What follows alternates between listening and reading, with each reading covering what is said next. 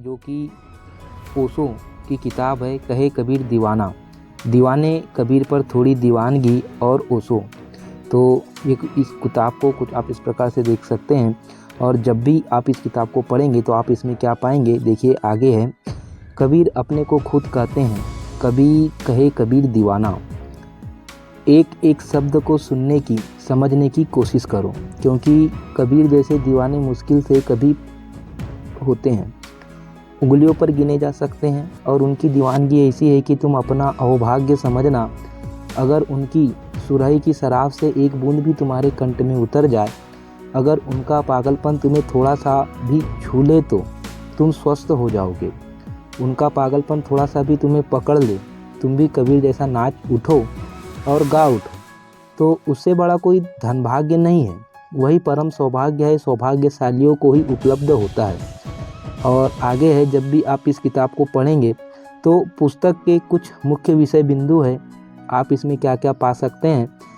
भाव और विचारों में कैसे फ़र्क करें, जीवन में गहन पीड़ा के अनुभव से भी वैराग्य का जन्म क्यों नहीं, समाधान तो मिलते हैं पर समाधि घटित क्यों नहीं होती, भक्ति साधना में प्रार्थना का क्या स्थान है, समर्पण कब होता है, कबीर की बातें उलटबासी क्यों लगती है। तो कुछ ये पुस्तक के मुख्य विषय बिंदु है जिस पे ओशो के द्वारा इन्हीं बातों के ऊपर ज़्यादा फोकस किया गया है। और किताब में आगे है, तो बढ़ते हैं आगे।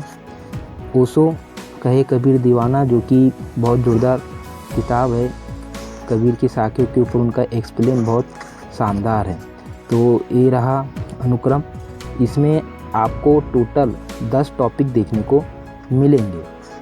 और पुस्तक में आगे बढ़ने से पहले मैं आपको बता दूं, यह पुस्तक के द्वारा रचित किताब नहीं है, यह ओशो की जो प्रवचन माला होती है उसका संग्रह किताबों के रूप में आपको देखने को मिलता है।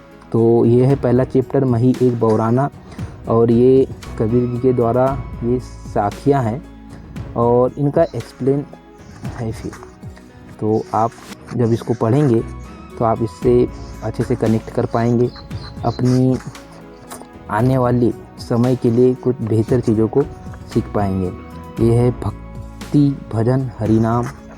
तो आपको मैंने पहले ही बताया 10 टॉपिक आपको देखने को मिलेंगे, और मैंने आपको पहले ही बता दिया है कि आप जब भी इस किताब को पढ़ेंगे तो आप इसमें क्या क्या पा सकते हैं। तो आप कोशिश कीजिए कि इन किताबों को एक बार आप अवश्य पढ़ें, जो कि बहुत ज़ोरदार किताब है ओशो के द्वारा रचित। उनके प्रवचन माला की जो श्रृंखला होती है उनका बहुत शानदार अर्थ आप जीवन में उतार सकते हैं।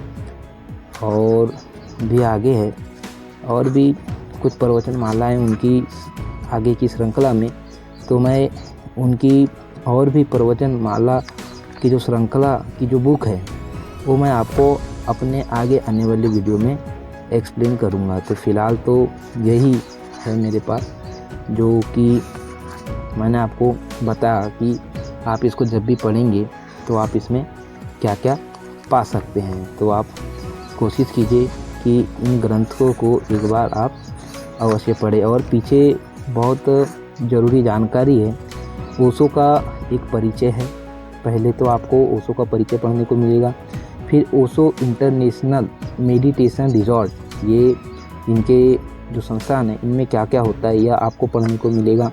और आप ओशो का हिंदी साहित्य पढ़ना चाहते हैं तो ये कुछ हिंदी साहित्य के नाम हैं जो कि आपको अगर शौक़ है पढ़ने का, आप पढ़ने में रुचि रखते हैं तो आपको ये देखने को मिलेगा। और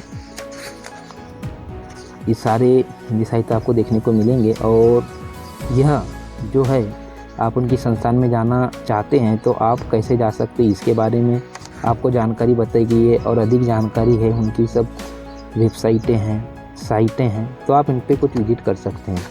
तो ये रहा कुछ इस प्रकार से सारी बुक का रिव्यू। तो कोशिश कीजिए कि आप इस किताब को एक बार अवश्य पढ़ें। तो आपका कीमती समय देने के लिए बहुत बहुत धन्यवाद।